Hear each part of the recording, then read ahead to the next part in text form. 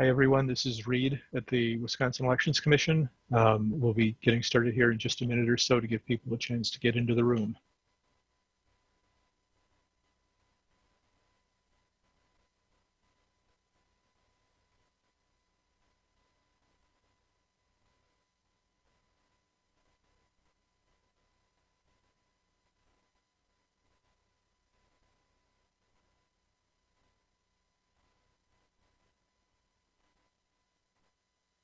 Well, why don't we go ahead? Okay, great. Well, good afternoon, everyone. I'm Megan Wolf, the state of Wisconsin's chief election official and the administrator of the Wisconsin Elections Commission. So thanks for joining again today. We wanted to provide a few updates on the election process in Wisconsin. I'm committed to providing our state and country with the facts about how Wisconsin elections work. Elections must be transparent. Every step of our elections is transparent, from election day to the tally of absentees to certification. I believe that the planning, preparation, and addressing voter questions should be too. I take voter questions about the election very seriously. Election law is complex. It's our job as election administrators to not just understand and implement the law with precision, but it's also our job to explain the nuances of elections to the public in a way that's approachable. As election administrators, we don't write the law. We can't change the law, the process. That can only be done by your elected lawmakers. As election administrators, we're the referees. We have to follow the rules prescribed by those you elect, and we have an obligation to show you how we are doing that. So to that end, I wanted to answer questions that we've been receiving in our office the last few days and to provide you with updates. Namely, let's discuss the unofficial turnout numbers, election day registration, and the mechanics of a recount. We have also put out a press release with this information and encourage you to share the facts with others who may have questions or concerns about the elections process. So when it comes to voter turnout, unofficially, Wisconsin voters cast 3,296,374 ballots for votes for president. That is the most ever in the state of Wisconsin, exceeding the previous record of 3,071,434 set in 2012. That makes the unofficial turnout percentage of Wisconsin, which has a voting age population of 4,536,417 voters. The unofficial turnout percentage of that is 72.67%. Now, it's important to note, and I've heard many questions about this, that some jurisdictions choose to report their unofficial turnout as a percentage of registered voters. So for example, if a city has 100,000 registered voters as they head into the election, 10,000 new voters register using election day registration, those jurisdictions will sometimes report 110% turnout. The state reports turnout as percentage, again, of eligible voting population, which is that unofficial 72.65% of Wisconsin's 4.53 million eligibles. So I think that's an important distinction because, again, these are unofficial results and different jurisdictions are using different equations to come up with that percentage of unofficial voter turnout. But we use eligible voter population to make our unofficial determinations. By law, the state of Wisconsin, again, has election day registration. This means that voters who may not have registered previously can register to vote on election day. This increases the number of voter registrations. When voters register on election day, they have to provide personally identifiable information and a proof of residence document. Their address is also verified by sending them a mailing. The local election officials are now in the process of certifying the election at the municipal, county, and then state level. Part of that process is double checking that every voter participation entered has a corresponding and valid voter registration. So, in short, I am so proud of Wisconsin's voters, not just for the record numbers in which they turned out to participate, but for the peaceful and civil way that they did so. And I'm also proud of our local election officials and our poll workers. They followed the law. They were incredibly professional despite enormous pressure. The next question I'd like to address is, did my vote count? Many voters are visiting our My Vote Wisconsin website to check their records. As allowed by state law, it can take up to 45 days for local clerks to record paper registrations into the electronic system. So please do not worry if you don't see your participation recorded right away. Your local election official is entering it and is double checking everything as part of the canvass and the certification process right now. If you voted by absentee in the state of Wisconsin, you can track your ballot on Wisconsin's website, myvote.wi.gov.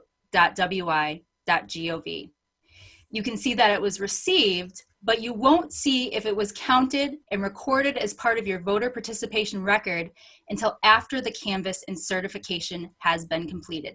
And again, state law explicitly spells out that our local election officials have up to 45 days to complete this process.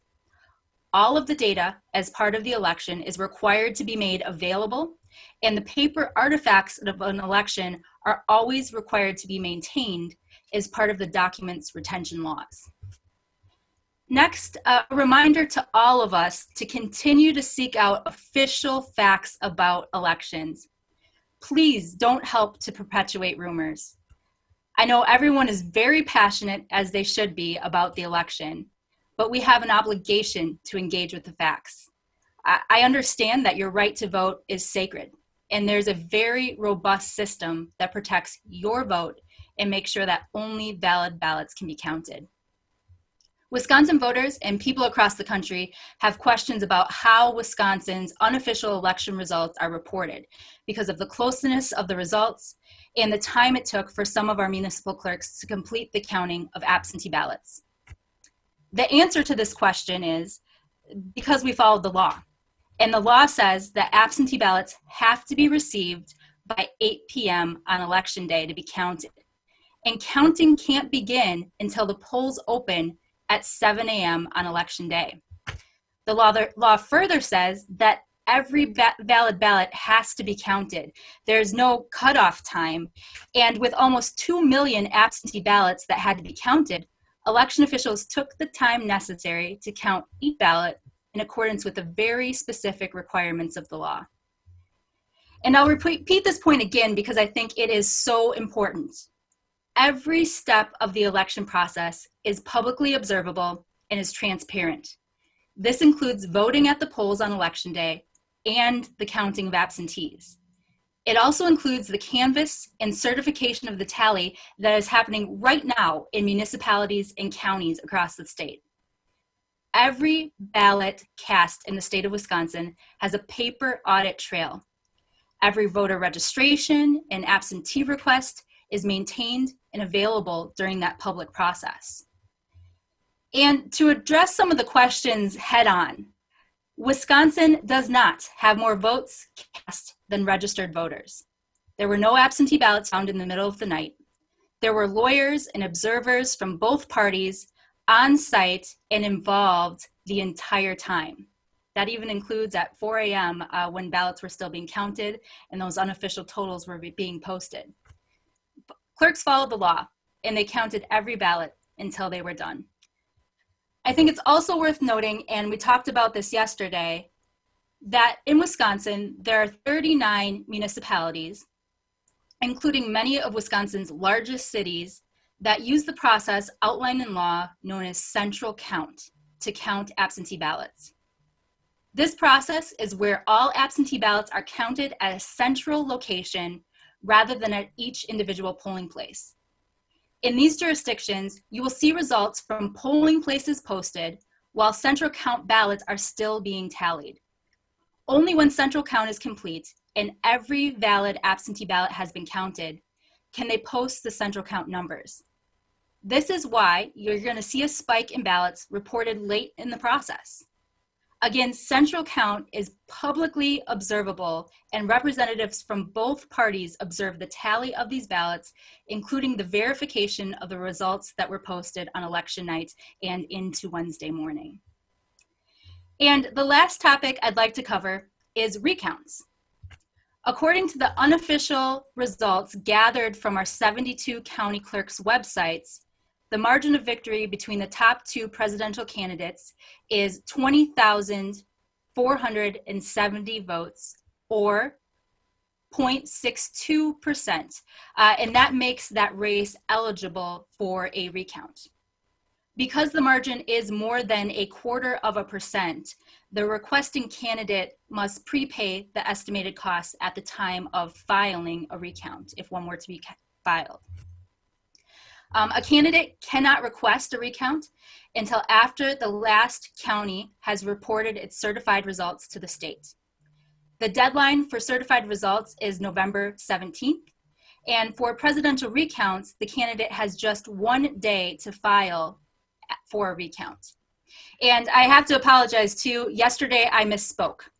The Wisconsin legislature changed this deadline from 3 days to 1 following the 2016 presidential recount. If a recount is filed, we would provide a cost estimate, and the candidate would be required to pay the estimated cost upon filing. Once this happened, the Wisconsin Elections Commission would then order a recount. From there, the county election officials would have essentially 13 days to complete the recount and to submit the certified recount results to the commission. The commission would then certify the election based on the results of the recount. So while no recount has been requested at this point, our office is always preparing. So right now we're actively preparing for that possibility, and we're going to continue to coordinate with Wisconsin's 72 counties and clerks who would be primarily responsible in the event of a recount. So I think that covers everything we wanted to address today in making sure that we were, again, addressing head-on any of the questions and concerns about the process, because, again, I think that we as election officials have an obligation to make sure that voters' concerns are addressed and that they have facts to answer their questions about how elections work in the state of Wisconsin. And with that, I'll turn it back over to Reed, and we'll ask for any questions. Thanks, Megan. And before we start with the questions, I just want to let you all know that I am sorry that if I have not gotten back to you, if you have emailed me or called me in the last 24 hours. I'm working my way through the stack, but there's just an awful lot of them. So I will get back to you as soon as I can. So for questions, first we have Cinnamon Janzer, after which it'll be Pat Pabletti. Can you hear me? Again. Yes. Okay, great. I have two questions. One is, I know that Milwaukee County is doing their canvassing, has started their canvassing this morning, which is at the same time as the municipalities. Do you have a sense of how many counties usually tend to start at the same time versus waiting for their municipalities? And then the second question is, if you could add any other details about how the Wisconsin Elections Commission is preparing for the recount, or a possible recount.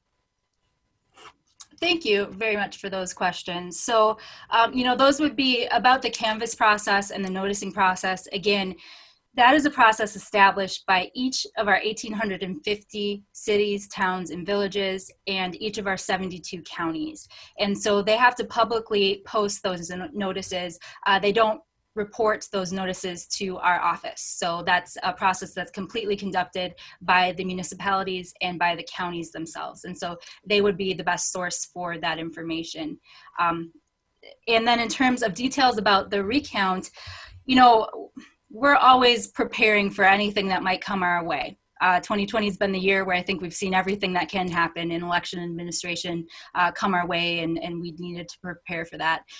So that being said, I think just laying out the timeline, making sure we understand exactly what that timeline is, especially since the law did change a little since 2016. one of those tasks that would be on that list is estimating cost. So working with our local election officials to find out what their estimated costs would be, to make sure that we're covering all the categories that might potentially come up with costs. There's things we'll probably have to figure in terms of, making sure they have large enough spaces to accomplish social distancing, things that we didn't have as part of the list in 2016. The law changed also so that our office can also ask for costs associated with us assisting with the recount. And so that's probably the other piece that we're working on now too, is to understand how we would collect that information and try to get as accurate as we could. I think looking back at 2016, we have some very recent experience with this and a lot that we can build off of. All right, next is Pat, followed by Mary Spacuzza. Thanks, Megan, again for doing these. So you kind of touched on where my question was going, but I was curious to know if you guys have any sense of what the cost is going to look like yet, and if not, do you remember what the cost was in 2016, and can you roughly ballpark how much additional cost it would be when you factor in your office's costs as well? Yeah, I really don't care to speculate ever about, things like that, because that's work we need to do to make sure that we understand what those costs would be.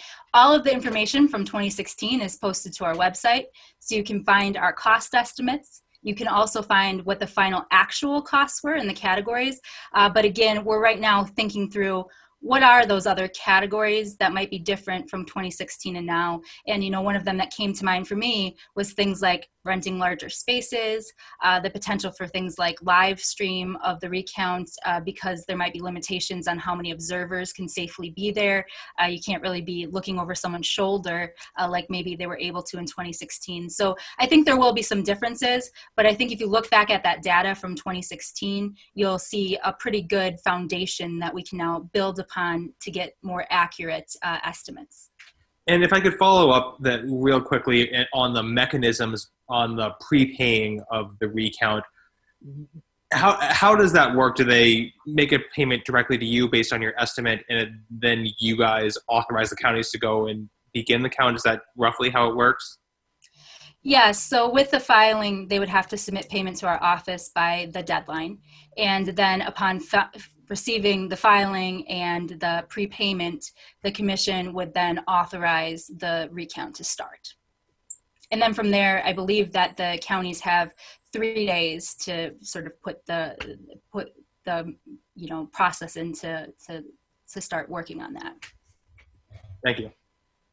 All right, next is Mary, followed by Dakota. Hi, thanks for taking my questions. The Trump campaign raised concerns about irregularities in several Wisconsin counties, and today in a media call said magical sacks of ballots were being found overnight. We're just trying to check and see, have any formal complaints or any specific concerns been raised to your agency about anything like this? Thanks for that question. So no, we have not received any report of any irregularities. And again, I know that there were questions, and again, I take those questions seriously. When people see that concerning a spike that concerned them, at night in those ballot totals being posted, that's because of central count and all the absentees coming in at night. They all had to be counted until they were finished, and then they all have to be reported at once. And so that's where you're going to see some of those spikes. So beyond that, no, there's been no problems reported to our office, no complaints filed with our office on any irregularities. Thank you. Dakota, you're next, followed by Hannah. Hi, thank you for doing this. I just wanted to ask, since absentee voting is pretty new for most people this year, and the president himself has kind of raised concerns over their validity, can you go into a little bit more, how these ballots are certified and checked to make sure they are accurate?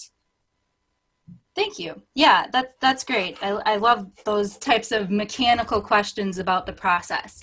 So let me give this a try from the start. So first, a voter has to be registered to vote. So before you can request an absentee ballot, you have to be registered. When you register, You are affirming that you are an eligible voter of the state of Wisconsin. You are providing personally identifiable information. You're providing a proof of residence document or matching all your data fields with the DMV. So registration is where you verify that you are you and that we verify that you are you, and we put you into the system. There's maintenance that goes on all the time. So if somebody becomes ineligible, so let's say they become a felon or they're deceased, they're deactivated from that registration system. And that happens every day where we keep up with those registration records. So I think that is a really important piece of this. You've got to be registered, and a lot goes into registration before you can request an absentee ballot. Then, if you want to request an absentee ballot, in the state of Wisconsin, all voters have 3 options for casting their ballot: absentee by mail, in-person absentee, or at the polls on election day. If you choose absentee by mail, then you have to make a request.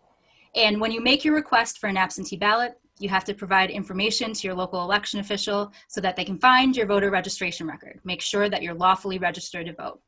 Then you also have to provide a photo ID, and that's kept on file as part of your record for that absentee process as well. From there, each municipality has a clerk. So we have 1,850 cities, towns, and villages that are responsible for registering voters, for issuing absentees. So when your request goes, it goes to a person. It goes to a person in your community that is checking to make sure you're lawfully registered to vote, making sure you provided all the information, the photo ID, checking all the requirements. And then from there, they very intentionally make the decision if you're eligible to get an absentee ballot.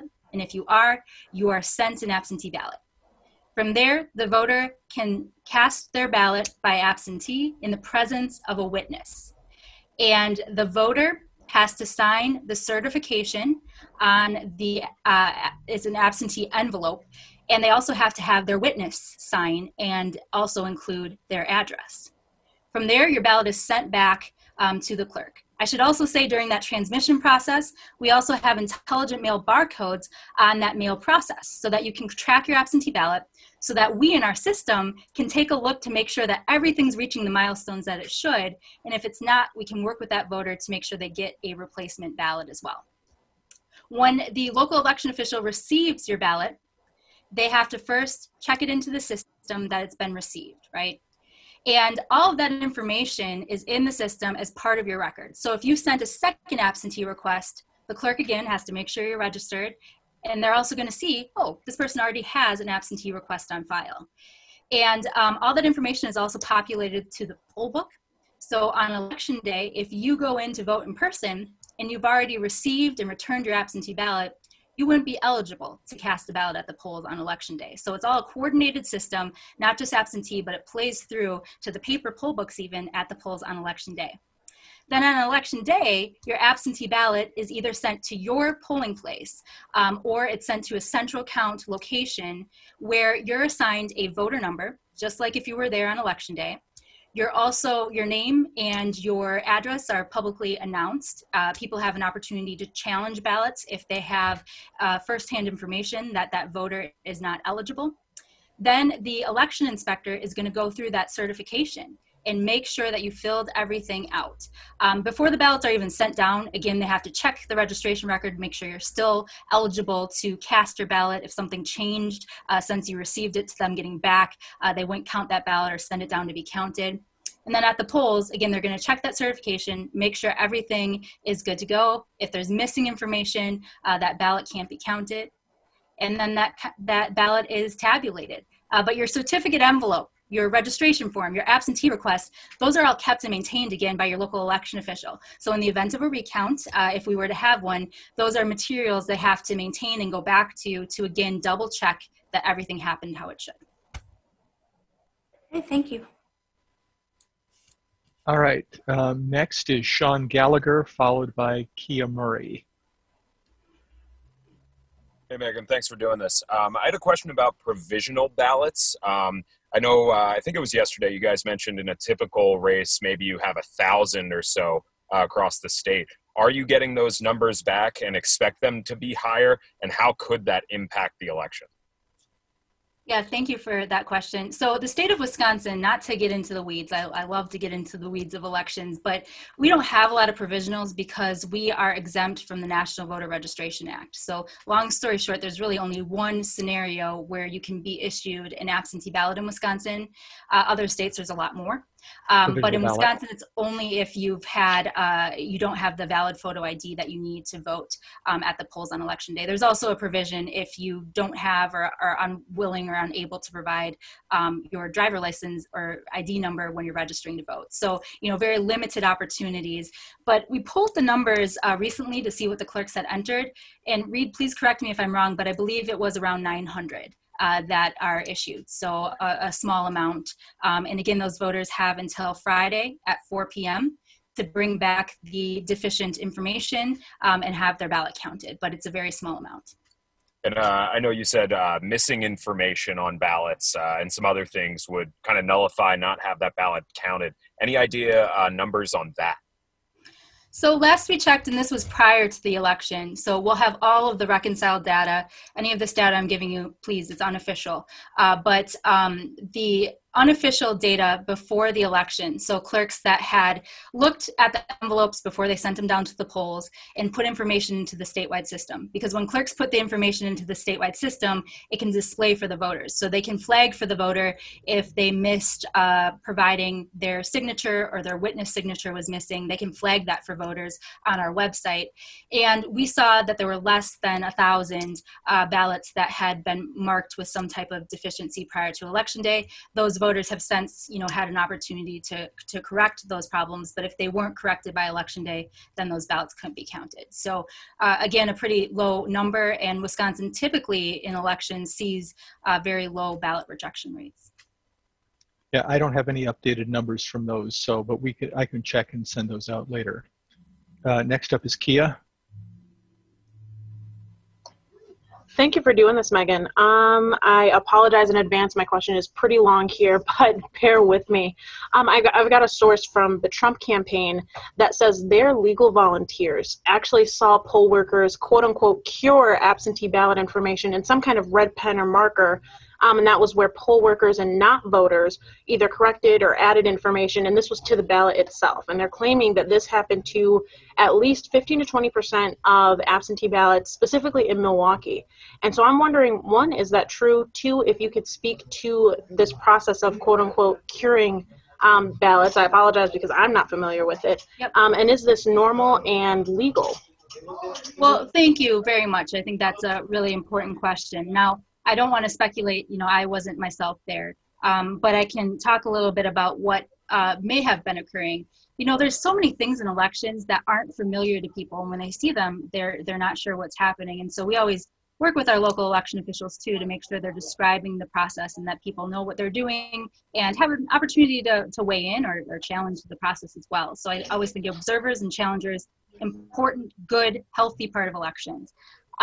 So what might have been happening is, like you said, they might have been curing the ballot, where there could be a couple of scenarios. One could be, let's say a voter returned their absentee ballot and the witness signature or the witness address had been missing.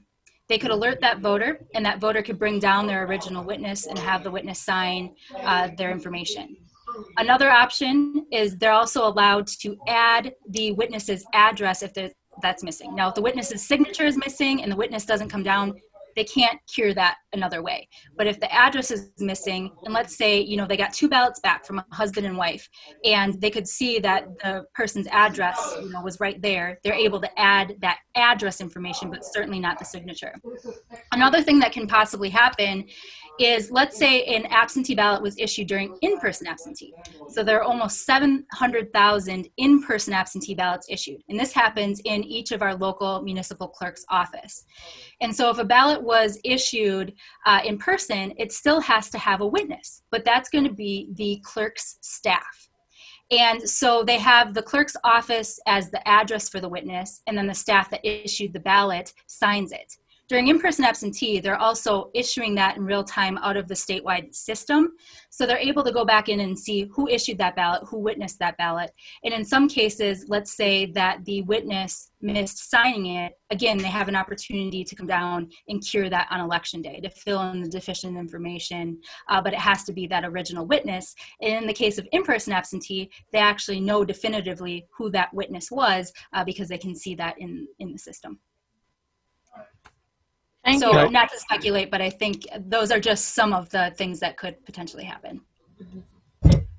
And so just the other thing to add is that they're not curing the ballot itself with the person's votes on it. It's the certificate envelope that gets cured. Great distinction. I'm sorry for not making that right. The certificate, those were all about the certificate envelope, not the ballot itself. There's also a remaking process, and this happened a lot in Outagamie County, where they had a small scratch on one of their timing marks. And the law also outlines a very specific process where there's going to be representatives from each party involved in this process, where they actually keep the original ballot and the remade ballot, and they can tie them back to each other to make sure it was done correctly. But the law allows, if there's a defective or a damaged ballot, that the election inspectors can remake the ballot so that it can be counted by the electronic voting equipment. But again, that's observed and conducted by members of both parties if available at that polling place. And also there's a distinguishing number on both the original and the remade ballots, so that in the event of a recount or any questions, that they're able to go back and verify that the remake was done properly. Next is Amy Reed, followed by Savannah Tomei. Hi, thank you. So we're seeing other states are still counting their ballots and may not have results today. Meanwhile, Wisconsin was able to count all of theirs and get results out. So I was wondering if you could just speak to how election officials handled this election and how it looks with Wisconsin being done with, of course, results unofficial, but with those being counted at this point while we are still waiting for some other states. Yeah, thank you for that. So I have the utmost respect for election officials around our country. I know them personally, and we are really lucky to have all of them at the helm in our various states. And so each of us, though, have a different set of laws that we're working under. So Wisconsin has our Wisconsin state laws, and that outlines how we have to conduct our election. Each state and their state legislatures have come up with completely different laws in terms of how that process works. And so in some states, they have an extended return period. In Wisconsin, our ballots have to be back by 8 p.m. on election day to be counted.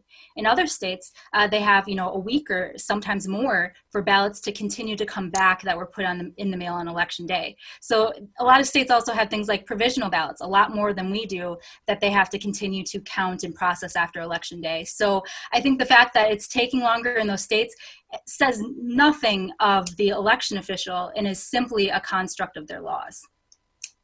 I could just quickly follow up then. You mentioned how our laws stop us from accepting absentee ballots after 8 p.m. on election day. I was just wondering, are you guys going to be doing kind of an audit on absentee ballots that were received after election day and when that would be kind of coming out? Yeah, so as our local, so all the data in our statewide database comes from our 1,850 local election officials. And so as they go through and record participation, so like I was talking about, when voters go in to see if their ballot was counted, clerks are working on recording participation. They also track things like ballots that were received after the deadline. So they're going to also enter in ballots that were rejected for missing witness, or they're going to count, or they're going to put in ballots that were received after 8 p.m. on election day and show that that ballot wasn't able to be counted. And so all of those are maintained and tracked, as part of the election materials as well. So that's data that's always available as part of our post-election data sets that we're required to put out, especially after a general or presidential election. There's things like federal reports that we have to complete that go into this really nuanced data about, what was counted and what was rejected. Thank you. Savannah is next, followed by Brett. Hi, I thank both of you for doing these. As always, I know you must be running on fumes here. There's been so much misinformation about every state in the country throughout Election Day and then in the days afterward. With Wisconsin, the big one was the number of ballots cast versus registered voters. We now know, of course, that that information is incorrect, but how does that impact you guys? Have you answered any calls from concerned people? How do we kind of fight that misinformation, and how does it impact our election system when there's doubt sown like that? Yeah, thank you so much. So, there were a lot of calls. There certainly were a lot of calls to our office. I have an incredible staff, and they have been patient and helpful on all of those calls and helping people understand the mechanics of the elections. I really don't blame voters when they're confused or when they have questions about the process. I really think it is my job, my obligation as a public servant and as an election official to help explain the process and explain how it works. And so that's what we've been doing, is showing them how it works, pointing them to the information and to the data. And I think that the more people know about the process, they feel much better about it once they can see the facts. But sometimes, when you see that misinformation, and that's why I really wish people would check the facts, share things like our press release. I know it's not as flashy as maybe other things that you could share on social media, but, share the facts rather than speculation or rumors, because once people know the facts and they know the mechanics, I think they understand the process. But I don't know that we're always as good as we should be about providing approachable information about the process to voters. And so, I won't lie, I was tired today. I wasn't sure I wanted to do another one of these, but I think it's really important for us to do all we can to get information out. And, for many of you that are on this call, we've been doing these calls every week for months now. And I think it's been really, really important and helpful in making sure we're getting good information out to voters. So I think you all play a really important role in this too, is just getting the facts out there. So we'll just keep doing that. We'll keep getting the facts out. We put a press release out today. We're doing things like this, talking to folks to make sure that they know where to go to get the facts and to understand how elections actually work. Thanks, Megan. All right, Brett is up next, and it's going to be followed by Ben Jordan. Hi, Megan. Thanks for doing this. Two questions along the same line here. How long has that 45-day window been in place for voters to verify if they voted in person? And then what do you say to someone who did vote in person on Election Day?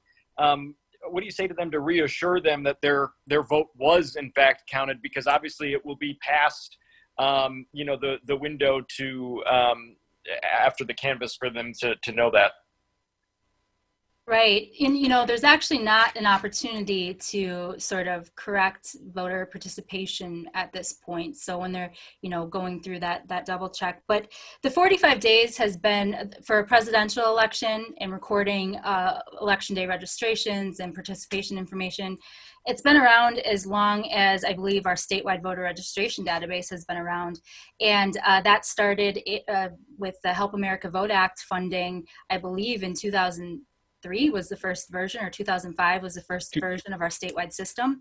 2006. And so, 2006. Okay, I wasn't there yet, but so I think that requirement of them being able to have time to take the paper process that is Election Day and turn it into electronic data has been around since the electronic system has been around. To those voters, I think one of the things is you can reach out to your local election official. They're working so hard right now to get that data in. Many of them hire additional people. They're also facing the potential of a recount, but they do have the poll book, right? They do have the poll book, and that's the information they use to put that information into the statewide system. So they are able to verify that for you at the local level as well. And in Wisconsin, you can find their contact information. Maybe shoot your local election official an email and ask them to verify for you so that they're able to take a look and get back to you. But, they're working to get that in as fast as they can, but they have all those records. They're just in paper form right now. All right, next is Ben Jordan. Hey, Megan. There was a lot of talk and concern about voter fraud ahead of this election. I recall the Wisconsin Elections Commission kind of sending a stern warning not to vote twice in this election, absentee and at the polls. Is there any evidence that that might have happened? If so, how many cases and where? Thanks. So, we do an audit of the system after each election. And in a general election, we even do audits where we compare that data, not just against records in Wisconsin, but across the country to make sure that if somebody did vote twice, that they are prosecuted. And so we always have that information based on those audits from previous years available on our websites. And, we won't know that or be able to conduct the audit until participation has been entered into the statewide system. So again, those 45 days. But after that's done and everything's been reconciled is when that audit is run. And then after that is when we do the other comparisons. And then anybody, that we have evidence that committed a crime will be referred for prosecution. And you can see all of those referrals from previous years posted publicly on our website. It's something we're required to do and that we're required to report to the legislature and to post publicly. And I'll just add that the numbers are exceedingly small. And the warnings that we gave out beforehand were to make sure that people didn't try to come down and vote in person if they had already sent back their absentee ballot. There's a system in place to prevent anybody from voting twice, but we also just wanted to make sure that people understood what that system is. So it's not like that this happens very often or at all. Yeah, great point. I think it was just absentee was new to so many people. We wanted to make sure that they understood the rules. All right, next is Chuck from WKVT. Yeah, thank you. I'm wondering who actually physically does the recount. Is it strictly the staff of the municipalities, or do they call in all the poll workers? Or since it's going to be so many more counting and done hand by hand, do they need more people to come in? Yeah, so recounts for a statewide or federal contest, those are actually conducted by the counties. So our 72 counties conduct those for their municipalities, their respective municipalities. So there's 1,850 municipalities, 72 counties, and in the event of a recount, it's the 72 counties that are running the show. A lot of them do bring in the chief inspectors and the clerks from those municipalities to help conduct the recount at the county. So that's usually how that works, but the counties are the ones that are doing that. And then, we work with them to make sure that we're reporting out. If you look back at 2016, we, reported out as those certifications from each individual reporting unit came in, and any net change that happened based on the recount numbers were posted on our website. But each of the counties is responsible for conducting that. Chuck, you might want to talk to La Crosse County Clerk Ginny Dankmeyer about the recount process as well. I would agree. She's great, and she really knows this process well. All right, next is Adam Brewster from CBS, followed by Scott Bauer. Hey, Megan, thanks for doing this again. You mentioned at the top, no recount has been filed or requested at this point, pretty clear. The Trump campaign yesterday said they had filed. Have they reached out to you in any capacity to suggest they have, or have you heard from them at all? No, not specifically about a recount that I'm aware of. I mean, we certainly hear from the campaigns regularly, just as they're asking questions and navigating the process. We're always open and willing to provide them with any information. But no, I'm not aware that we've received any official communications about a recount. All right, Scott Bauer. Thanks, Megan, for doing this. That was actually my question. If you have been contacted by the Trump campaign, is it surprising to you that you haven't been asked about the rather Byzantine process of a recount at this point by them? No. I mean, I never speculate. That's not my job ever, but I think that we have a lot of information about a recount. We have a recount manual, we have a memo and a manual for anything in elections. And so we have a lot of information about how a recount works.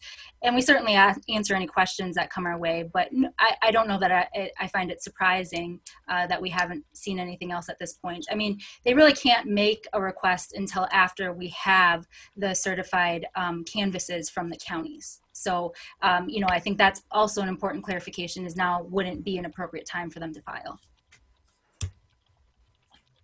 Next is Ellie Kaufman.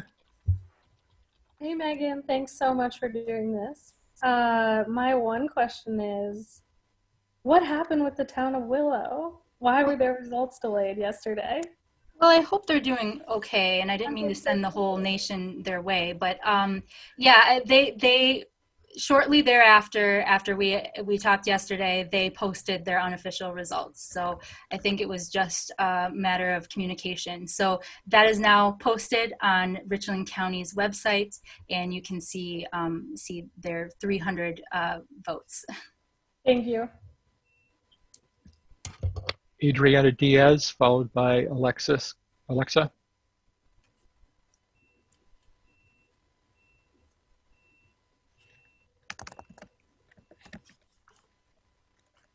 Oh, where did Adriana go? I don't see her. Well, Alexa's next then. Hi, Megan, I know someone asked you about this already, but I was curious when you think you might have some data on the number of ballots that are coming in after Election Day, after the deadline? Yeah, so that won't be, there's no specific statutory requirement or deadline for when they have to enter that data. So it won't be until after they record participation, they get all their registrations in, they conduct a recount, that they'll then go through and record some of their other data. But we do have federal reports that we're required to file. So there's the EVES, the Election Administration, I'm not sure, it's through the US EAC, we all have to file federal reports about the data on the elections. And so after all of the jurisdictions have entered their data, we have the fun of getting to call 1,850 jurisdictions and just make sure all their numbers make sense. Most other states only have 50, election officials, but we have our 1,850. And so we work with all of them to make sure all their data has been entered, and then we submit our federal report. So that takes a while, but all that data will be available as part of that federal reporting requirement and other data sets that are available through things like our data system on Badger voters. Thanks. All right. Next, we've got Riley Vetterkind, and then I'll go back to the people who had previously asked. Hi, Megan. Thanks for doing this call. I wanted to ask about absentee ballots and when we will know, can I have a final number or a reportable number on how many absentee ballots were actually counted in the election? Because it's my understanding that the counts that you guys generate each morning, I'm assuming some of those may have arrived late and not been counted. As kind of a follow-up to that, I'm also wondering when we will know how many absentee ballots were mailed but arrived after the election day and so weren't able to be counted. Yeah, so in terms of the number that were returned and actually recorded as part of participation, that would be after the 45 days. So if there, let's say, was a voter who asked for an absentee ballot, they were sent one, but then they chose to go to the polls and vote on election day, that's going to get officially, recorded as part of that voter's official record. So the clerk would go in and say, this voter cast their ballot on election day, that's how they participated, but they were also sent an absentee ballot, which they didn't return. And so that would, show as spoiled because they then cast a ballot at the polls on election day. So that happens as part of that reconciliation and as part of recording participation. And we'll know that number in terms of participation that's actually counted from absentee around the 45 days is when we would have that data. In terms of ballots that were mailed back but received after the deadline, that's actually not a data point that our clerks have to record, but most of them do. And so again, once they're done recording participation, entering registrations, doing all the things that are required by law, they'll also go through and do things like, enter in information about ballots received that were received after the deadline. And there's a category that they can, record those so that the voter can see that information and so that we have a record of that too. But all the materials of the election, so all of the ballots that are returned after Election Day still have to be maintained as part of the public records or the public records retention laws. And so those are available as part of the artifacts of the election. But long story short, that data wouldn't be available until after the 45 days because it's not required like other data points. And when you say the 45-day mark, is that referring to those federal reports you were mentioning, or is that the state canvass, which I believe is sooner than that? Yeah, thanks, Riley. So 45 days is the state law that have 45 days to record voter registrations and voter participation in the statewide database. So it actually outlines, when they have to do some of their data entry work. So again, taking the paper process that is Election Day and turning it into electronic records, they have 45 days to get that information into the system. Okay. And then one last question on the recount. Is that a hand recount that's required, or will they be using machines if that ends up occurring? Yeah, so the counties have discretion to make that decision. So the law does not specify how it has to be counted. So if we look back at 2016, some counties elected to do a hand recount, and others had their voting equipment reprogrammed to do a recount using their voting tabulators. So they do have some discretion to make that decision. Okay, thank you. And then I think Pat from WisPolitics had another question. Hi, Megan. Had to unmute myself there. To pick back up on the thread of the Trump campaign and the issues they're raising about carrying ballots in Milwaukee, they also indicated that some of the legal volunteers they had in Milwaukee were prevented from having what they say is meaningful access all the time. I know that's a question more for local officials than for you specifically, but did you hear anything along those same lines? So yeah, you're right. I think this would be a great question for the local election officials. But, one of the things that we have to remember as part of this election is we had to keep everybody safe. We had to keep voters and poll workers and observers safe. So polling places are required to have space for observers or an observer, but they can set a limit on how many can safely fit into the polling place. And so in some jurisdictions, maybe they could only allow 2 people to be in and still not exceed their capacity limits for social distancing with poll workers and voters. And if they did that, they were advised to make sure that each of the parties was able to have someone in there to observe. And they were also, advised that they should set up a schedule for rotation as well to make sure that people had opportunities to observe. And so that is certainly what happened in some of our jurisdictions. They had to keep everybody safe. And so, it might have meant that they couldn't cram 20 observers into an area like they could before, and they could only fit, 4. So each polling place had to make those determinations on how to keep everyone safe in accordance with law. The law also says that the observer table can be 3 to 8 feet away from things like the poll book or the registration table. And so, under public health guidance, those tables had to be at least 6, or those areas had to be at least 6 feet away to, again, make sure that everybody was able to stay safe. Scott Bauer, do you have another question? Oh, sorry. Okay, no problem. Let's see. Ellie, did you have another question? No, I'm good. Thank you. Okay. I've been slow on lowering people's hands after they're done. Kia, did you have another question?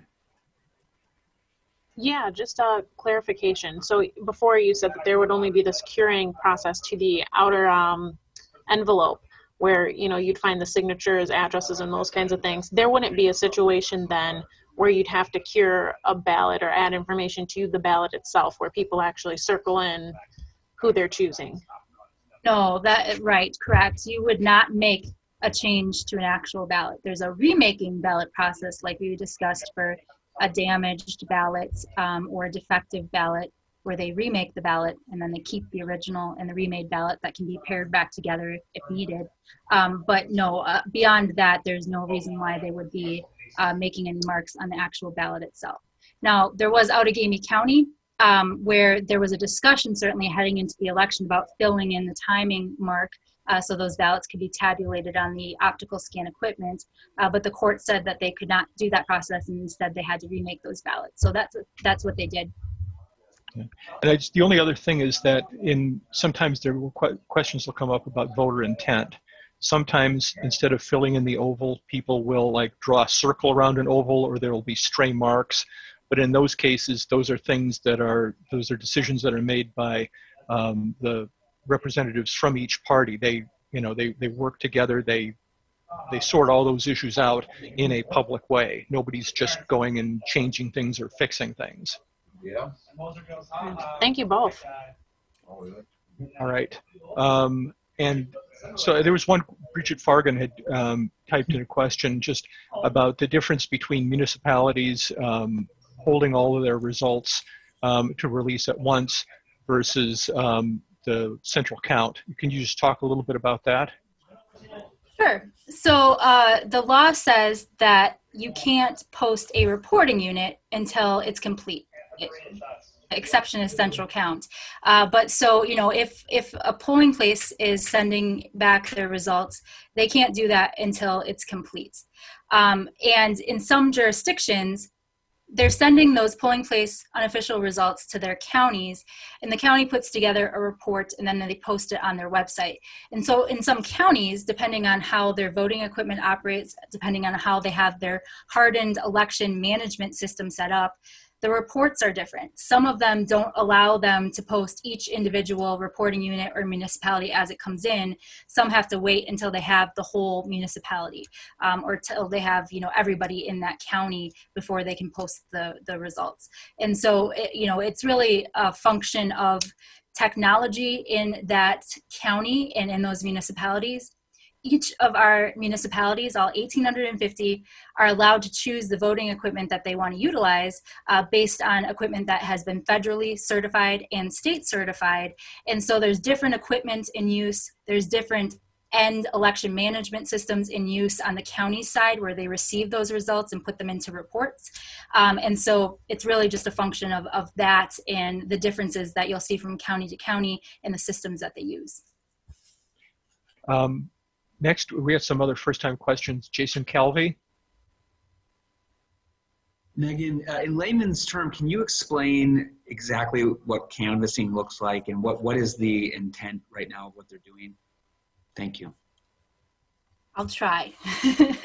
So canvassing is, simply put, the triple check on the election process. It's what takes unofficial results and makes them official certified results. So for instance, the municipalities, so each of our cities, towns, and villages, they reconvene the day after the election, and they have to do some initial checks on the system to make sure, for example, that they have the same number of voter numbers as they have voters that were issued a ballot and signed the poll book. So checks like that to make sure that everything adds up. They didn't have some kind of issue, that there wasn't an opportunity for somebody to count ballots twice. They do those checks to make sure all the numbers line up. Once they've done all that, and again, it's publicly observable, anybody can go watch. It doesn't happen often that people come to watch that process, but that happens in the day after the election day. Then from there, and this happened yesterday at 4 o'clock, the municipalities send all their election materials to the counties. So they send the counties their poll books, and they send the counties all the election materials. And the counties do roughly the same. They go through and make sure that everything makes sense. Did the municipality get it right? Did they have the right number of voter numbers issued? The right number of signatures on the poll book? Did they have the right number of ballots cast? Does all of that match? If it doesn't, they can send it back to the municipality and say, you made a mistake. You need to go back and fix this. And so once the county has done their double check, they certify the election in the 72 counties. And then from there, it comes to the states. And we do the same. We go in and check all of the data that they've submitted to us. So we don't get the actual materials. We don't get the poll books and other materials, but we get all the data. And so then we do our final checks on all the data, make sure things line up. Like registered voters. Do we have the right number of registered voters for ballots that were issued? Is there a problem here? Did somebody add an extra 0? Did something go wrong in any of the process? And then once we do our check, we certify. And so that's the Canvas process. I don't know if that was hopefully accessible, but that's the Canvas and the certification process. And that's how results go from unofficial to official certified results. We've got time for 2 more questions. First is Victor Jacobo, followed by Rose Schmidt.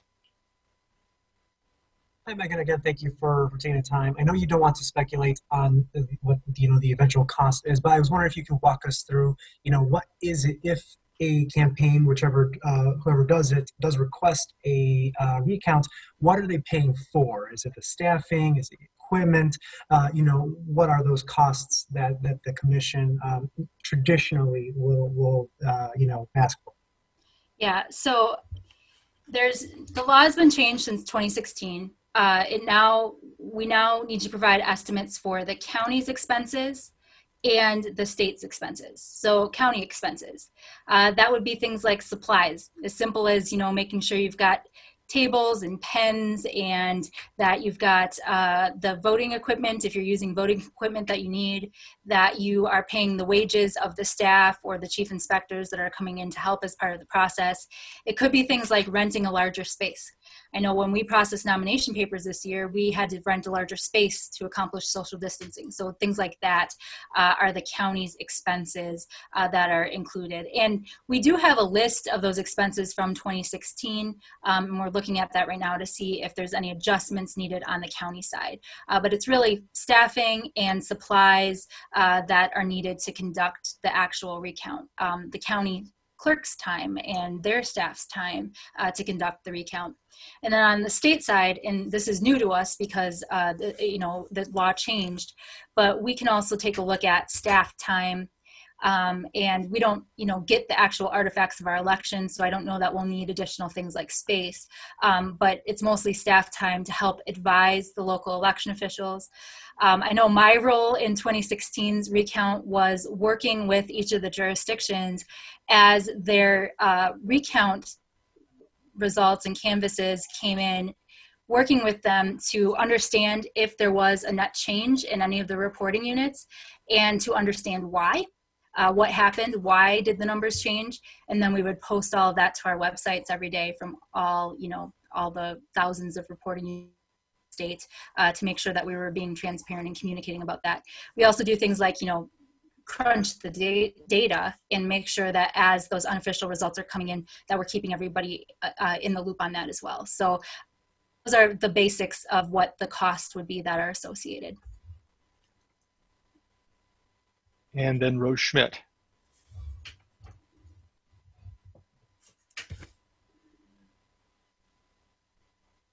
Rose, go ahead.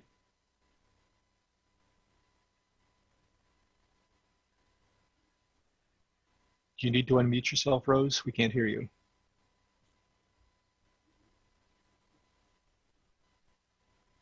Maybe she's not there. Alexa, did you have one more question? Oh, no, I'm good. Okay. I'll lower my hand. Okay. Rose, are you there? One last chance.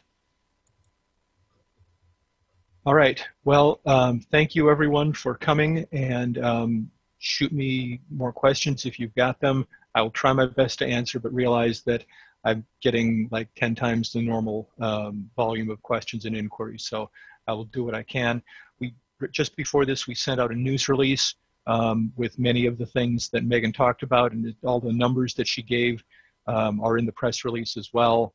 And then also, one thing we did do is we posted on the website a spreadsheet that has the county by county unofficial numbers that are there for the purpose of calculating the recount margin. And so if you're not an AP member or you don't have access to that as AP data, you can kind of get some of those unofficial numbers from us. Our staff had to go out and gather that information because the counties don't report that to us at this point. So anything else you want to add, Megan? No, just thanks everyone. And like Reed said, there's a lot of information on elections.wi.gov. So if the press release doesn't answer your questions, if you go to elections.wi.gov and, put the subject matter in our search box, you'll find a memo or a manual or two. Yeah, I get a lot of questions for things that are on the website, and especially if you're looking for numbers, look for that link to the statistics section on the left-hand side of the page, and there's all the information about the absentee ballots, about voter registration, all that kind of stuff is there. And on the recount costs, just put in the word recount in the search box. We have a whole page, and it's got all the information from the 2016 recount, as Megan mentioned. So. Yep. Thank you all for coming, and I will send out a link to this video as soon as Zoom produces it for me. Thanks. Great, thank you.